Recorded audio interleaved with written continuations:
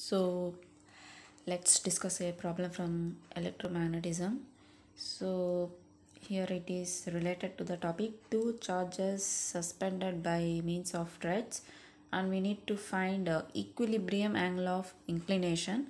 So it is related to this topic. So let's have a look at the problem. So 2 point charges of equal mass m and charge q are suspended at a common point by two threads of negligible mass and length L. So here we are just suspending 2 point charges whose masses is m and charge is q by means of a threads whose length is L. So like this we can see. So here these are the 2 point charges. They are suspended from here. Here you can see point of suspension. So this is the point of this is the point of suspension, and they are connected by means of thread. So these point charges are connected by means of thread. So next, show that at equilibrium the inclination angle alpha of each thread to be vertical is given by. So now at the equilibrium, the inclination angle alpha of each thread to the vertical is given by. So this one we need to see. That means at equilibrium position, the angle made by the threads with the vertical, that one we need to see. So when all the forces are balanced at equilibrium point, so at that point we need to prove this expression, and we need to prove that alpha is this. So this one we need to see. So what they mean to say is this is the vertical. So at equilibrium point what happens is they would stay stable. These 2 point charges would stay stable because of the repulsive force or gravitational force, etc., and tension acting, all these forces. So how many forces you can see here? Electrostatic force of repulsion, because these are the 2 point charges, same charges repel each other, and they are having masses, so gravitational force would be acting vertically downwards. And this is tension T in the T. So these many forces are acting. Because of balancing of all these forces, there would be an equilibrium point. So at that equilibrium point you can see that here it is making an angle alpha. This thread is making an angle alpha with the vertical. So this is the vertical. So this is also making an angle alpha. So this alpha we need to find out. So that is the question.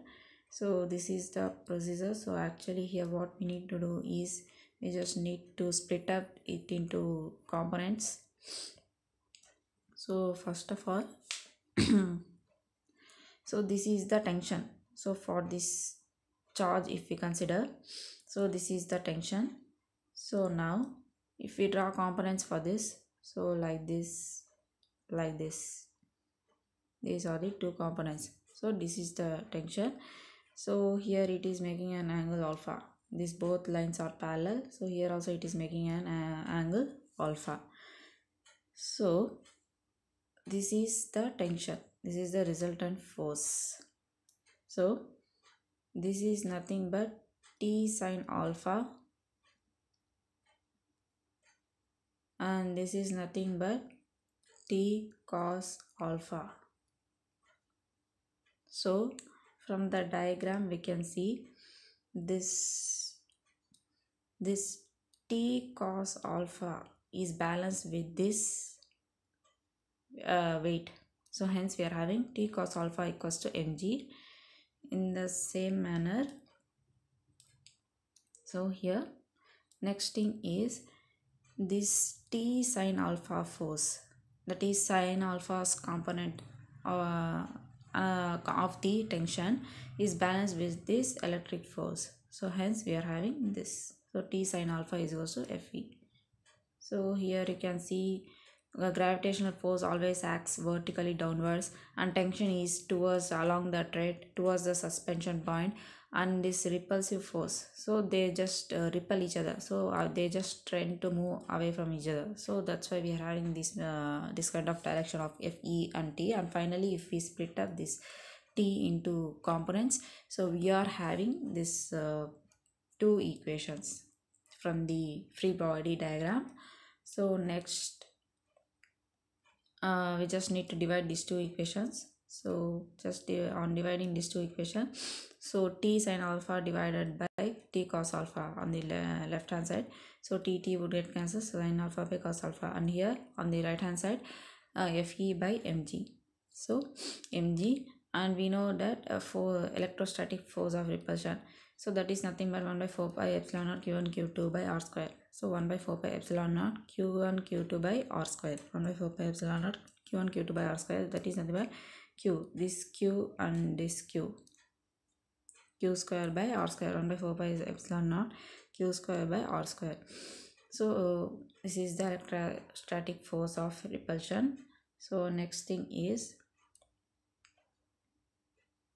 so another important thing here is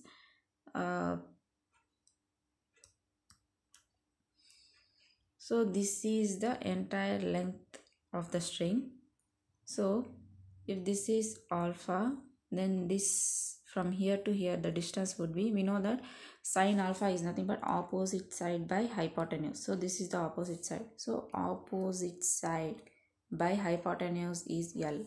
So if we consider the L, so sine alpha, so L sin alpha, so hence this from here to here the distance is nothing but L sin alpha from this equation, and again from here to here it is symmetric, so here also it is L sin alpha, so L sin alpha plus L sin alpha, that is nothing but 2L sin alpha, hence R is nothing but 2L sin alpha. So the distance between these two charges is 2L sin alpha at the angle alpha.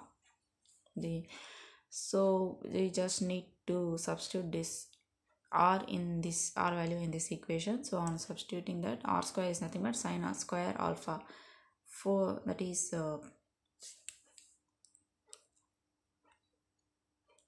so we would have 4L square sin square alpha over here, sin square alpha. So for 4's r is nothing but 16, so 16 here, 16 mg epsilon naught, 16 mg pi epsilon naught, and sin square alpha here we are having. So on sending to that side, sin square alpha into sin alpha, that is nothing but sin cube alpha, and this on sending to this side, q square cos alpha. So hence we would have this x, so hence we are having this expression. And next, so this was the expression we were having. So actually here this cos alpha has been sent to this side. So if we take out one of the sin alpha by cos alpha is nothing but tan alpha. So what would remain is sin square alpha. So sin square alpha tan alpha.